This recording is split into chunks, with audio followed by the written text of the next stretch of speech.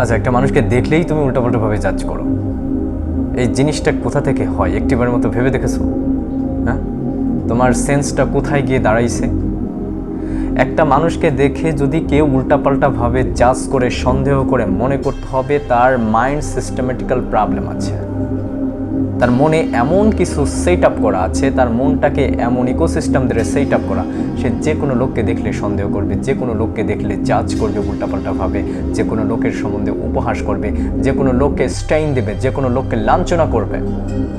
এটাই হচ্ছে মানুষের একটা নর্মস হয়ে গেছে, কারণ তার মাইন্ড ইকোসিস্টেম, মনের বাস্তুতন্ত্র এত পরিমাণ খারাপ হয়ে আছে, তার মনে ভালো কোনো জিনিসের ধারণা আসছে না, তার মনে সব উল্টাপাল্টা সন্দেহের ধারণা আসছে। হ্যাঁ, এটা ঠিক করতে হবে, এটা ঠিক করতে হবে। আর এটা ঠিক করতে হলে সবার প্রথম হচ্ছে স্বার্থ জিনিসটা আর হিংসা জিনিসটাকে একদম রিমুভ করে ফেলতে হবে। যে মনে স্বার্থকে জায়গা দিবেন, যে মনে হিংসাকে জায়গা দিবেন, ও মনে কখনো ভালো কিছু আশা করা যাবে না। ও মন থেকে সন্দেহই আসবে, ও মন থেকে একটা মানুষকে লাঞ্ছনা করাই আসবে, ওই মন থেকে একটা মানুষের বিরুদ্ধে কথা বলাই আসবে, ওই মন থেকে একটা মানুষের বিরুদ্ধে ষড়যন্ত্র করাই আসবে। এই জিনিসটা যতদিন পর্যন্ত ঠিক না করতে পারবেন, কখনো জীবনে কোনো মানুষকে আপনি ভালোভাবে নিতে পারবেন না। Thank you so much.